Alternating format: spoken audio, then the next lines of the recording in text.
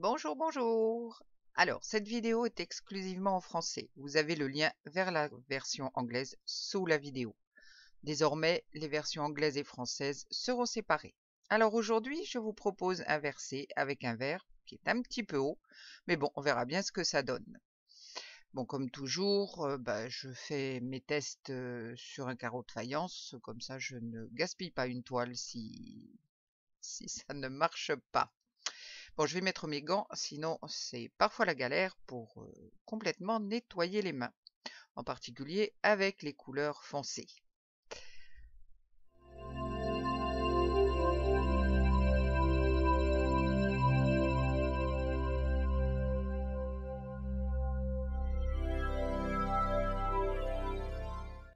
Allez, je pose mon verre et c'est parti. Vous avez la liste des couleurs que j'ai utilisées dans la fiche de description sous la vidéo ou sous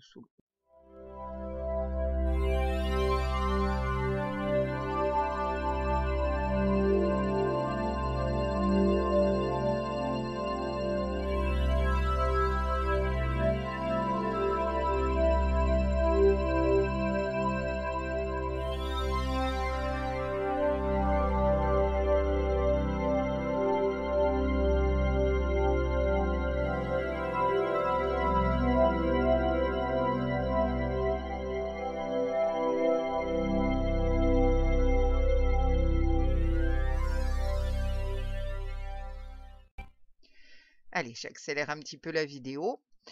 Ce combo de couleurs ayant bien fonctionné dans ma précédente vidéo, là où j'ai fait ces sous-verts en forme d'hexagone, je vous mets le lien en haut à droite de votre écran. Je veux voir ce que ça donne sur ce verset. J'espère que ma fleur sera jolie.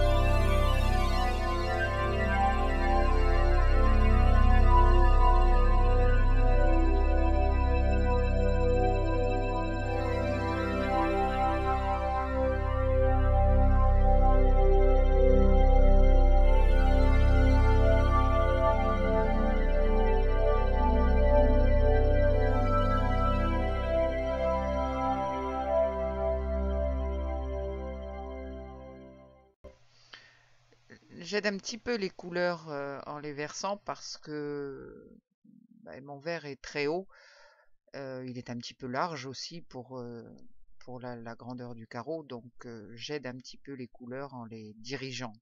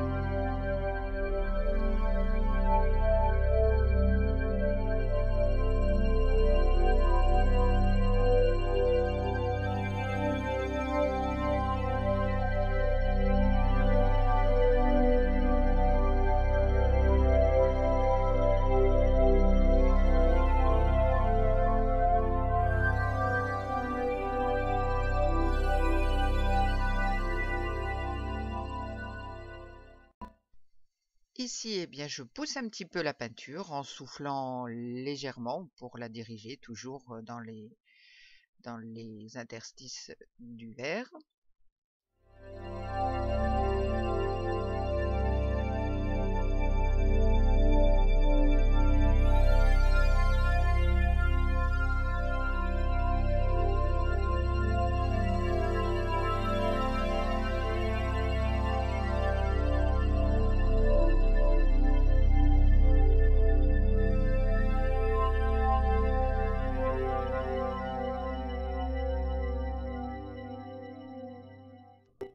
Et maintenant, c'est le moment d'enlever le verre. J'y vais doucement. Bien, il va me falloir remplir le centre qui est assez large.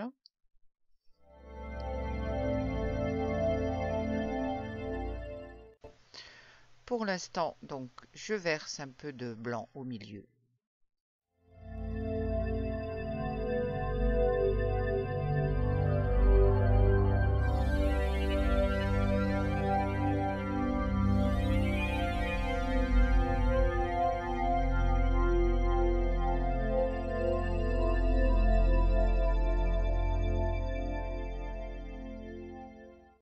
Avec mon pic à brochette, je trace des lignes pour séparer les pétales de la fleur ainsi créée. Et donc là, je pars du centre vers l'extérieur. Puis entre les pétales, je vais faire de l'extérieur vers le centre.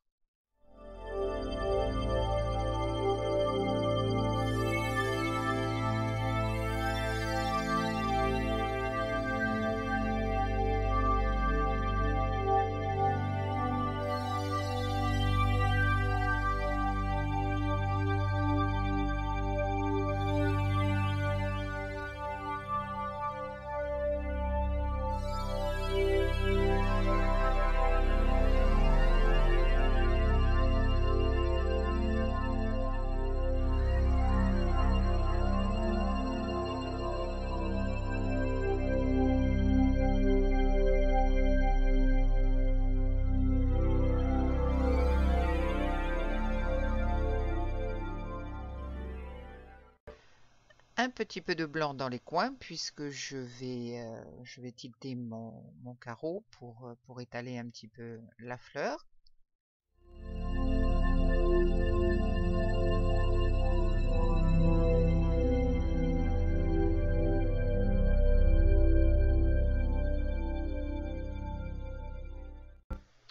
Pour l'instant, je suis assez satisfaite du design. Mon verre a bien marché en fin de compte.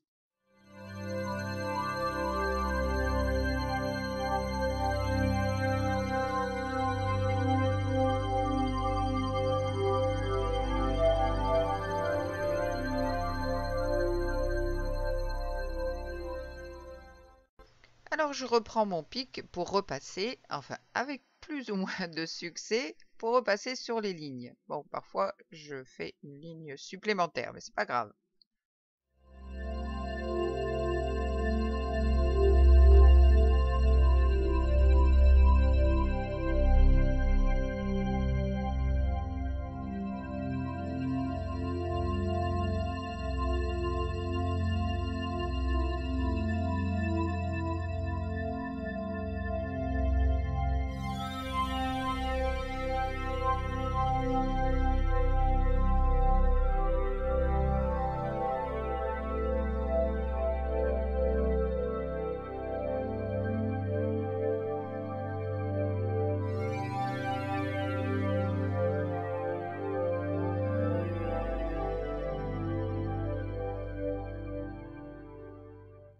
Alors maintenant, je veux le mettre sur mon plateau tournant. Eh bien, j'aurais dû l'installer avant, mais bien sûr, j'ai oublié. Alors, ça va être un petit peu compliqué. Allez, c'est parti.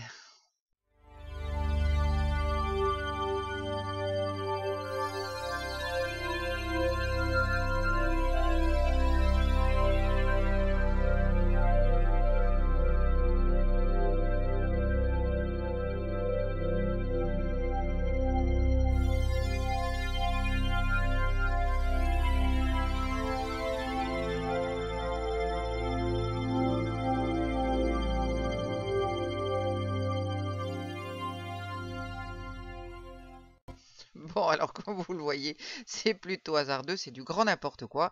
Et bien sûr, ça ne tourne pas correctement. Je ne sais pas pourquoi j'ai mis ce papier, et enfin, il y en avait même plusieurs. Bon, on va essayer d'arranger les choses.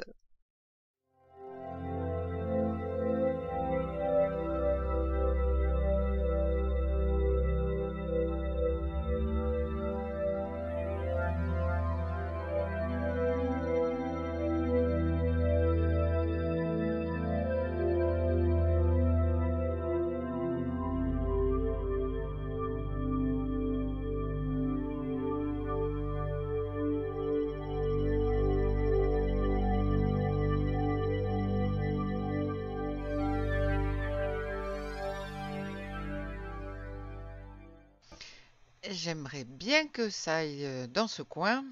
Bon, alors on va aider un petit peu. Et puis ensuite, on va ramener au milieu, etc. Et on va essayer, après avoir bougé, de rééquilibrer, puisque sinon la fleur prend une drôle de forme, évidemment. Bon, vous allez voir ça.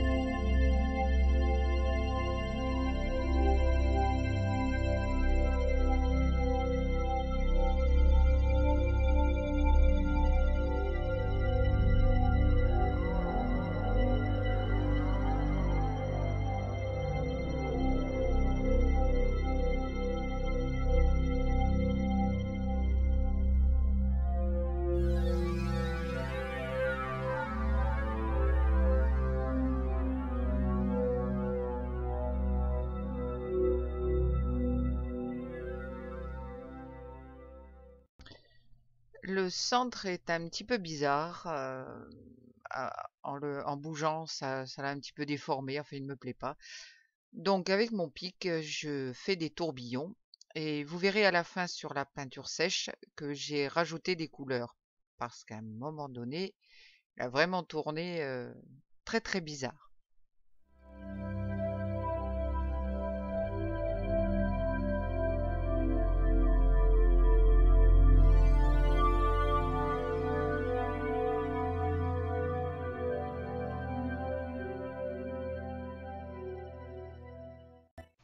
Alors, c'est amusant parce que ici et là, dans les sortes de pétales, on dirait des plumes. Et vraiment, ça me plaît bien. Vous le verrez lors du close-up qui arrive.